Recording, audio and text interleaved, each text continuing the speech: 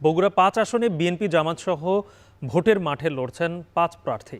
সকাল থেকে রাত পর্যন্ত চষে বেড়াচ্ছেন ভোটের মাঠ। এলাকার উন্নয়নের কথা বলছেন, দিচ্ছেন নানান প্রতিশ্রুতি।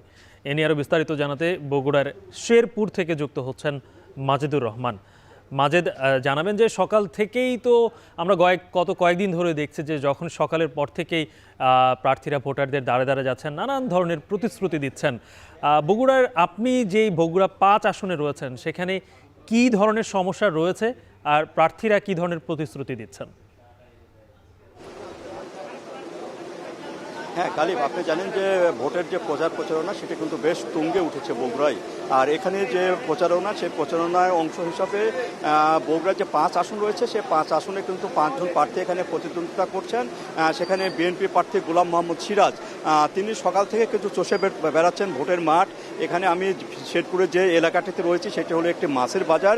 সেই মাছের আড়তে কিন্তু প্রচুর পরিমাণ এখানে যারা লোকজন রয়েছেন তাদেরকে লিফলেট দিচ্ছেন, তাদেরকে বিভিন্নভাবে বলছেন যাতে করে যে তাদের যে প্রার্থী, বিএনপির যে প্রার্থী গোলাম মোহাম্মদ সিরাজ, তাকে যেন জয়যুক্ত করা হয়।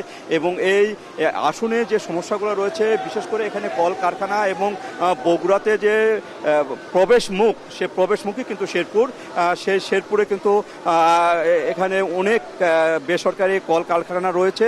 সে কলকারখানাতে যাতে এখানে কর্মসংস্থানের একটা সুযোগ হয় সেই বিষয়টি তারা বলছেন।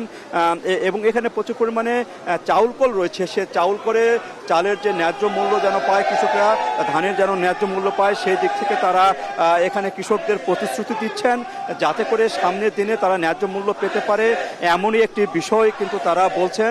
আর এখানে অন্যান্যরা যে প্রার্থী রয়েছে, বিশেষ করে জামাতের যে প্রার্থী রয়েছে, তাদের জামাতে আমির আসার পরে তাদের দিক নির্দেশনা দিয়েছেন, সেইভাবে কিন্তু তারা প্রচারণা চালাচ্ছেন। তারা সকালে ফজরের নামাজের পর থেকে আরম্ভ করে এশারের নামাজ পর পর্যন্ত, অর্থাৎ রাত পর্যন্ত তারা কিন্তু প্রচারণা চালাচ্ছেন। ঠিক একইভাবে বগুড়ার যে দুইটি উপজেলা রয়েছে, বগুড়ার শেরপুরের এবং ধুনট মিলে যে বগুড়া ৫ আসন, সে ৫ আসনে কিন্তু তারা এখানে যে ভোটার রয়েছে 4,73,000 ভোটার রয়েছে, সে ভোটারদের কিন্তু দ্বারে দ্বারে সবাই যাচ্ছেন এবং তাদের যে ভোটের কথা বলছেন, লিফলেট বিতরণ করছেন। বিশেষ করে নারী ভোটাররা যাতে তারা ভোট নির্বিঘ্নে দিতে পারে, এই জন্য সকাল সকাল যায় ভোট কেন্দ্রে যায় যেন ভোট দিতে পারে, সেই বিষয়টাই তারা নিশ্চিত করছেন। এইভাবেই কিন্তু তারা ভোটের যে প্রচারণা, সে প্রচারণা চালাচ্ছেন এবং এই প্রচারণা আগামী যে 10 তারিখ পর্যন্ত চালাতে পারবেন, 10 জানুয়ারি পর্যন্ত সে প্রচারণা তারা সেভাবে চালিয়ে যাবেন। এবং তারা যে জয়ের ব্যাপারে আশাবাদী, এখানে ৫ আসনে গোলাম মোহাম্মদ সিরাজ ইনি বলছেন যে জয়ের ব্যাপারে তারা আশাবাদী এবং বিপুল ভোটে তারা জয় পাবেন, এমনই তারা আশা করছেন। তো এই ছিল গালিব আমার কাছে বগুড়ার যে ৫ আসন বিএনপির প্রার্থীর প্রচারণা নিয়ে সর্বশেষ।